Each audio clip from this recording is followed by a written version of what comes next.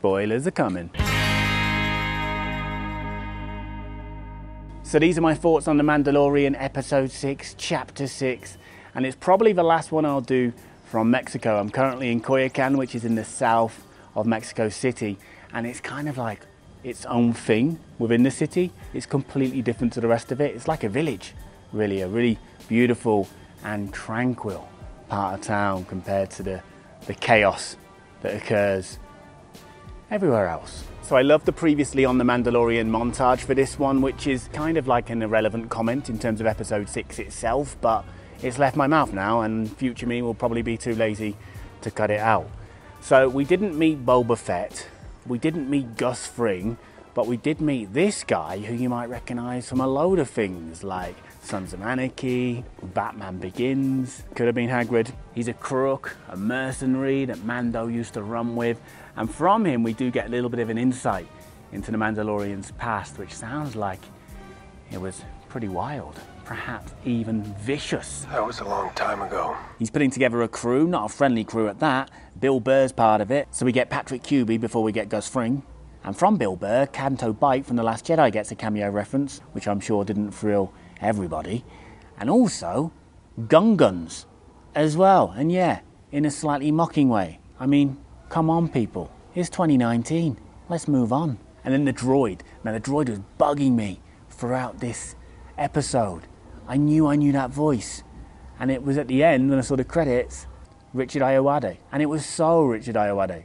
So therefore, it made complete sense in the end. And I'm guessing that this dude is the same species as this dude from the Cantina in A New Hope. And I'm noticing now that it's been around 6 minutes and we've still had no sign of Baby Yoda. I mean, come on, Disney. 9 minutes-ish and still no sign of Baby Yoda. And then 12 minutes in, Baby Yoda's in the house. Panic over. So the first half of this episode had the old classic heist gone wrong premise to it, and it was okay, I enjoyed it. But the second half, I love that second half. Here we're in more like slasher film territory at times, with strobes, red lights, blind spots, making the Mando pretty scary from the perspective of those who he's hunting. A little bit of a side note, I know there's been some discussion about how much Pedro Pascal is actually in the outfit. And in this episode, did you notice that the stunt double, or perhaps just the Mandalorian full stop, is John Wayne's grandson? Some crazy Western points scored there. Mando taking out those droids was pretty great, and you can tell that he loved it as well, the droid-hating lunatic. And was that droid blood?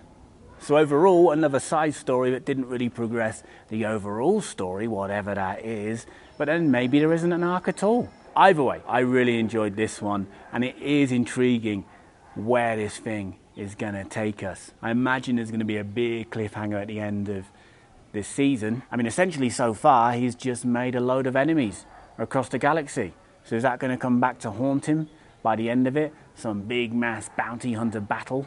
On one hand, though, talking about side stories, maybe we should be celebrating this almost comic book style to it, where each episode has a complete narrative, because that's kind of rare in this age of TV series streaming online. So let me know in the comments what you thought of episode 6, chapter 6, and if you're new here, then I do a lot of Star Wars and pop culture content, interviews, podcasts. I track down real life movie and TV show locations as well. So take a look around, binge me, baby.